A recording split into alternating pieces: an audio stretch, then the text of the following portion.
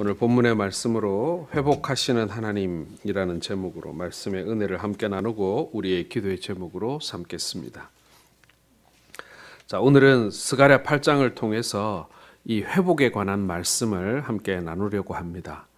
이 스가랴서의 아주 중요한 주제가 이 회복이라는 말씀입니다. 잃어버렸던 것을 되찾고 무너진 것을 다시 세우고 빼앗긴 것을 다시 되돌려 받는 그 모든 것들을 우리는 회복이라고 말할 수가 있습니다. 하나님의 백성들이 잘못된 모습을 버리고 하나님이 기뻐하시는 참된 신앙생활을 한다면 우리에게 이러한 회복의 역사를 다시 일으켜 주시겠다라는 그러한 하나님의 약속의 말씀인 것입니다. 자, 표면적으로 오늘 이 말씀은 하나님의 성전에 대한, 예루살렘 성전에 대한 회복, 그리고 예루살렘 성에 대한 회복, 그리고 이스라엘 민족 전체에 대한 그 회복에 대한 약속의 말씀이 선포되고 있습니다. 하지만 이것은 단순히 구약 시대의 이스라엘 백성들의 회복만이 아니라 오늘 신약의 시대를 살아가고 있는 하나님의 백성들, 모든 시대 가운데 있는 신앙 공동체의 회복에 대한 말씀이라고 할 수 있는 것입니다.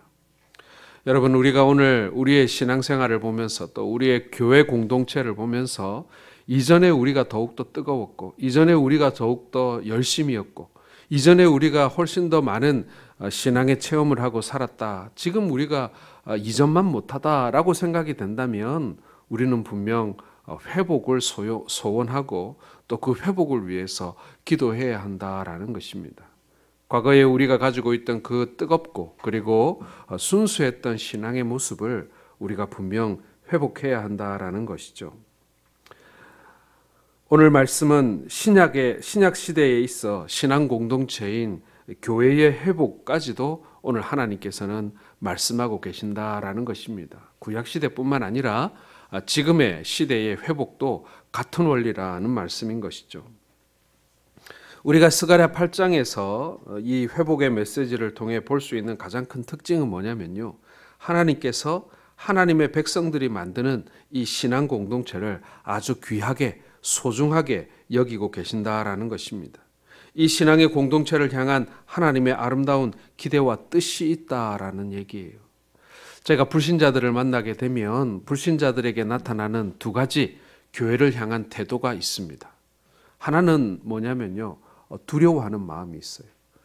하나님의 교회 공동체에 대하여 이렇게 좀 두려워하는, 막연히 두려워하는 그런 마음이 있고요. 또 하나는 뭐냐면은 하나님의 교회 공동체를 굉장히 멸시하는 그런 사람들이 있어요. 무시하고 어떻게든지 그 교회를 이렇게 어렵게 만들려는 그런 사람들이 존재한다. 실제로 그런 사람들이 존재한다라는 것입니다. 그러나 우리 하나님의 이 신앙 공동체, 교회를 향한 하나님의 뜻은요, 굉장히 소중하고 귀하게 여긴다, 사랑한다, 사모한다라는 것입니다. 그래서 여러분, 사실 내가 속한 교회뿐만 아니라 내가 속하지 않은 다른 교회, 이 땅에 세워진 다른 하나님의 교회를 향해서도 우리가 농담으로라도 그런 교회 함부로 우리가 욕해서는 안 된다는 거예요. 왜냐하면 이 땅에 존재하는 모든 교회는 하나님의 공동체이고 그 모든 공동체를 하나님께서는 사랑하시기 때문에 그렇다라는 것입니다. 그래서 여러분, 여러분들이 자란 고향교회가 있을 거고요. 여러분들이 신앙생활을 했던 과거의 교회들이 있을 텐데 어떤 경우에는 그 교회들을 향한 상처를 가지고 사시는 분들이 있더라고요. 그렇다면 여러분, 하나님 앞에 이제 이렇게 기도하셔야 돼요. 여러분들이 경험했거나 혹은 여러분들이 과거에 섬겼던 교회들을 여러분 축복하셔야 돼요. 그 교회를 향해서 하나님 복 달라고, 그 교회가 잘 되게 해달라고, 부흥하게 해달라고 여러분 기도하셔야 됩니다. 왜냐하면 그 교회 역시도 하나님의 교회이기 때문에 그런 거예요. 그래서 하나님이 사랑하시는 대상을 우리도 사랑하고 축복해야만 하나님께서 우리를 기쁘게 받으신다라는 것입니다. 하물며 지금 우리가 속하고 있는 우리 성동교회는 어떻겠습니까? 우리 교회를 향해서 원망하고 그런 얘기보다 하나님 앞에 복 주시기를 소원하고 축복하는 말들을 우리가 서로 나누어 주어야 한다라는 것입니다. 이러한 하나님의 꿈과 기대를 이루는 삶을 사는 것, 그것이 우리 교회와 성도의 특권이자 책임이라는 것입니다. 꿈과 비전을 가진 공동체와 사람들이 성장하듯이 교회와 성도들 역시도 하나님이 주시는 이 꿈과 비전을 가지고 앞으로 나아갈 때 성숙한 교회, 성숙한 성도가 될 수 있는 것입니다. 오늘 우리가 하나님의 꿈을 이루는 공동체를 소원하면서 우리가 하나님 앞에 기도하고 있습니다. 이것은 다른 것이 아닙니다. 하나님의 꿈과 비전을 가지고 있어야만 교회가 비로소 교회다울 수 있고 앞으로 나아갈 수가 있다라는 것이죠. 부모가 자식을 낳아놓고 그 자식에 대해서 아무 기대와 꿈이 없는 그런 부모와 자식과의 관계라면 그건 남보다 못한 것 아니겠습니까? 그거는 내 자식이 아니라는 뜻과 같은 거 아니겠습니까?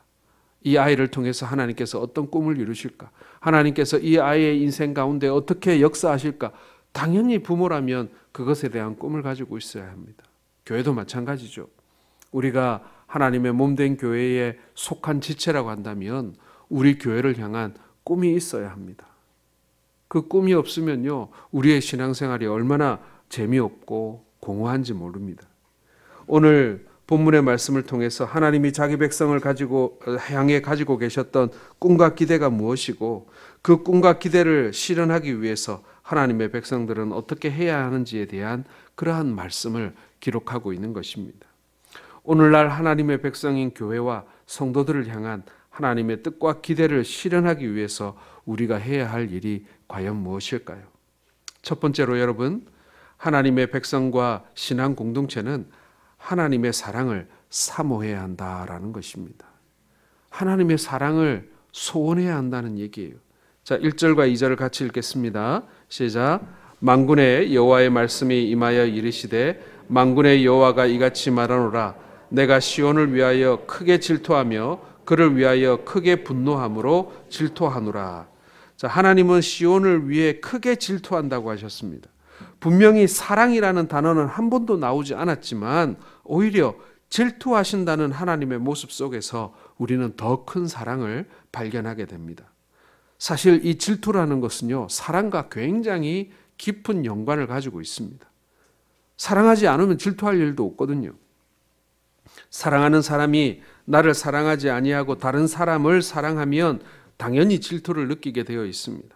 만약 질투를 느끼지 않는다면 그건 사랑이 아닐 거예요. 하나님도 마찬가지입니다.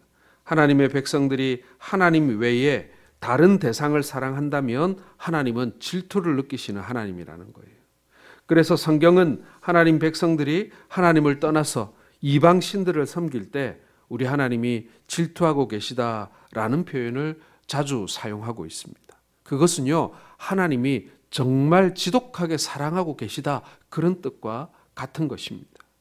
오늘 본문에서도 역시 과거의 하나님 앞에 불순종으로 일관했던 이스라엘 백성들을 향해서 하나님을 멀리 떠나 등진 이스라엘 백성들을 향해서 내가 크게 질투한다. 심지어는 분노까지 하며 질투한다라고 말씀하고 계시는 것입니다.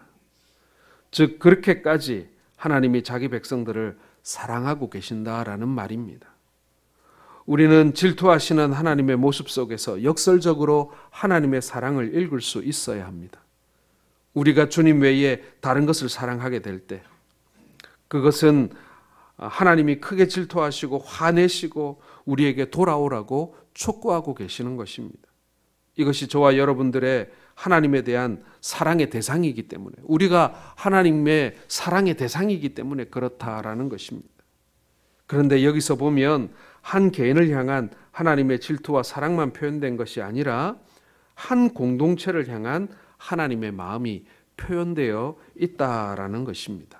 즉 우리 한 사람 한 사람을 향한 하나님의 사랑일 뿐만 아니라 우리 교회 공동체를 향한 하나님의 사랑이다라는 것입니다. 개인의 사랑을 뛰어넘는 하나님의 백성의 공동체를 하나님이 사랑한다. 당신에게 속한 당신의 지체된 우리의 교회를 하나님께서 사랑하신다라는 것입니다. 우리가 사랑의 존재인 것과 같이 우리의 교회가 하나님의 사랑의 존재이다라는 것입니다. 신약 성경에 보면 성도 개인뿐만 아니라 교회를 예수님의 신부라고 부르지 않습니까? 신부는 온전히 신랑만 바라보아야 하고 신랑은 그런 신부를 온전히 사랑해야 합니다. 마찬가지로 우리 교회의 모든 관심과 시선이 하나님을 향해 드려지게 될 때 하나님께서는 우리를 바라보시면서 너무나도 사랑스러워 하신다라는 것이죠. 주님이 우리를 보고 너무너무 사랑해서 견딜 수 없는 공동체, 사랑의 대상으로서의 교회, 그 공동체가 우리의 섬김의 공동체, 우리의 교회가 되어야 할 줄로 믿습니다. 두 번째로 여러분, 하나님의 백성과 신앙의 공동체는요, 진리와 거룩의 공동체가 되기를 소망해야 한다라는 것입니다. 우리 교회가 진리와 거룩의 공동체가 되어야 한다라는 얘기예요. 3절 말씀 같이 읽겠습니다. 시작. 여호와가 이같이 말하노라. 내가 시온에 돌아와 예루살렘 가운데에 거하리니 예루살렘은 진리의 성읍이라 일컫겠고 만군의 여호와의 산은 성산이라 일컫게 되리라. 오늘 이 시대가 바라는 교회와 성도의 상은 어떤 모습이겠습니까? 그것은 하나님의 성전을 하나님의 성전답게, 하나님의 백성을 하나님의 백성답게 되는 것입니다. 그렇다면 하나님의 성전을 하나님의 성전답게, 하나님의 백성을 하나님의 백성답게 하려면 무엇이 가장 중요하겠습니까? 그것은 그 안에 하나님이 계신가 하는 것입니다. 우리의 교회 안에 하나님이 계신가? 하나님의 백성인 우리 안에 하나님이 계신가? 이게 여러분 중요한 문제다라는 것이죠. 교회가 교회되기 위해서 그 안에 하나님 계셔야 합니다. 성도가 성도답기 위해서는 그 안에 하나님 계셔야 합니다.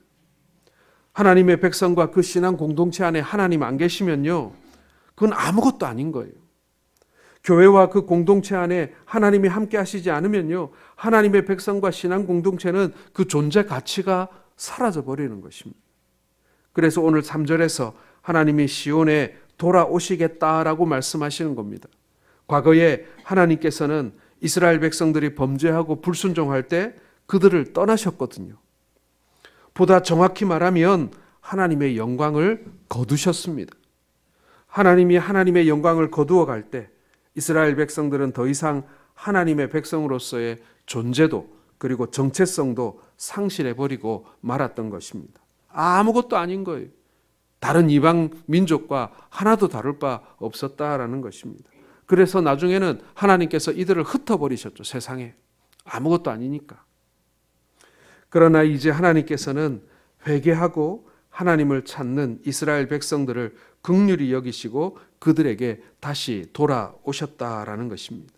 그분의 영광이 다시 임한 것입니다. 이제 하나님이 그분의 백성들과 함께 거하여 주신다라는 것입니다. 사랑하는 성도 여러분, 하나님의 백성들과 함께 하시는 주님, 이것이 오늘 우리의 소망의 근거이고 교회가 가장 중요한 교회의 가장 중요한 존재의 이유인 줄 믿으시길 바랍니다. 하나님이 안 계신 교회가 그것을 교회라고 할 수 있겠습니까? 하나님이 함께 하시지 않는 성도가 성도라고 할 수 있겠습니까? 하나님이 함께 하시지 않으면 교회가 교회될 수 없습니다. 그렇게 해서 하나님이 시온에 돌아오자 그 시온, 즉 예루살렘은 진리의 성읍이 되었고 그 시온산은 거룩한 성산이 되었습니다. 하나님의 백성들, 하나님의 공동체를 세우는 가장 기초는 바로 이 진리와 거룩함이다라는 것을 우리에게 알려주고 있는 겁니다. 하나님의 백성들이 또한 신앙의 공동체인 교회가 하나님의 진리와 거룩한 가운데 세워지지 않으면요, 그것은 믿지 않는 세상과 다른 것이 하나도 없는 것입니다. 그래서 신약 성경은 교회를 가르쳐서 이 교회는 진리의 기둥과 터라고 가르치고 있지 않습니까? 이 진리는 다른 것이 아니라 하나님의 말씀이고요. 하나님의 말씀 위에 교회가 세워졌다라는 것입니다. 하나님의 진리가 되는 말씀 위에 세워진 교회는요, 말씀으로 거룩하여지고 깨끗해지는 것입니다. 결국 진리와 거룩은 함께 가는 것이죠. 하나님의 말씀이 진리라면 우리는 이 진리의 말씀을 우리의 삶 가운데 적용하고 실천해야만 하는 것입니다. 그래서 예수님은 이 세상을 이제 떠나기 직전에 제자들을 향해 이렇게 기도하셨지요. 요한복음 17장 17절에 그들을 진리로 거룩하게 하옵소서, 아버지의 말씀은 진리니이다, 이렇게 기도하기도 하셨죠. 우리가 스가랴 7장에서 배웠듯이 하나님이 진정 기뻐하시는 것은 하나님의 백성들이 하나님이 원하시는 진리와 거룩한 삶을 사는 것입니다. 그것은 하나님의 말씀에 순종하고 그 말씀 안에 거하는 삶입니다. 이러한 삶을 살 때 하나님의 백성들과 교회는 하나님의 꿈과 기대를 이루는 신앙의 공동체가 될 수가 있는 것이죠. 마지막 세 번째로 여러분, 하나님의 백성과 우리의 신앙 공동체는 평화의 공동체가 되기를 간구해야만 합니다. 자, 4절과 5절 같이 읽겠습니다. 시작.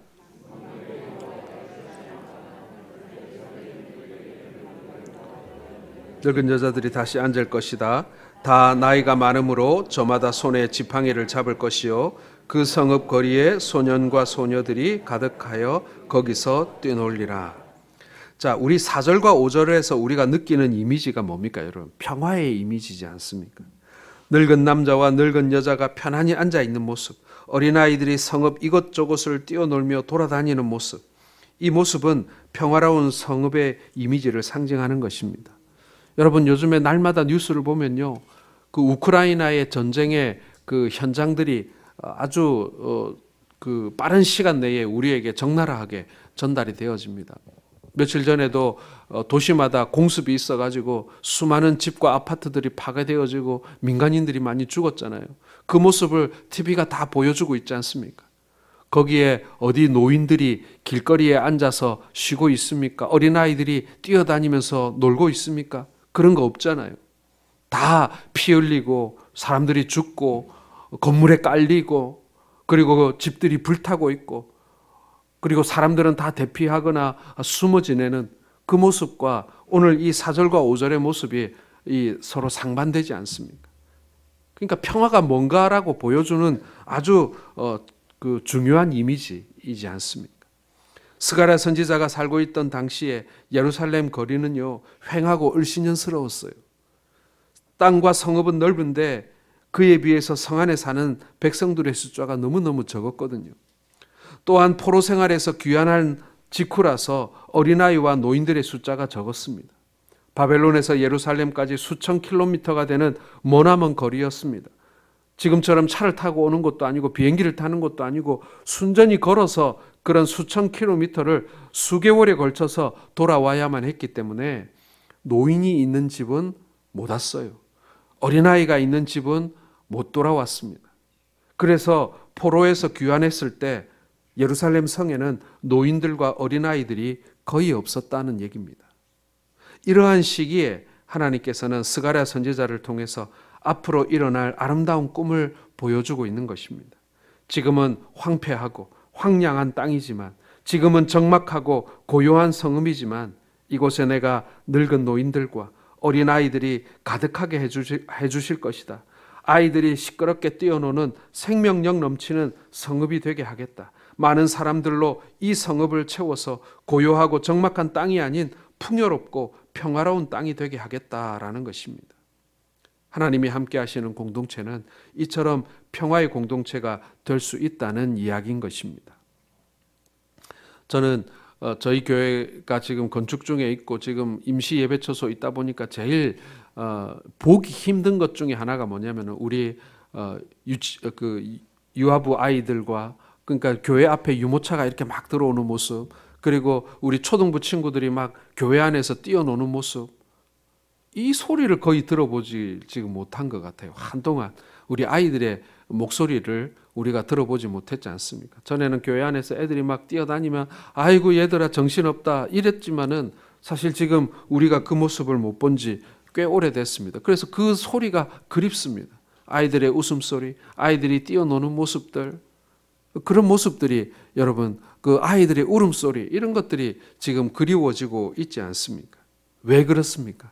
그게 하나님의 평화의 소리이기 때문에 그렇습니다. 그 소리가 교회에 들려야 비로소 우리 교회가 지금 복되다 이렇게 느낄 수가 있는 것이죠. 하나님의 이름 가운데 여러분 여호와 샬롬이라는 이름이 있지 않습니까? 이것은 평화의 하나님, 평강의 하나님이라는 뜻입니다.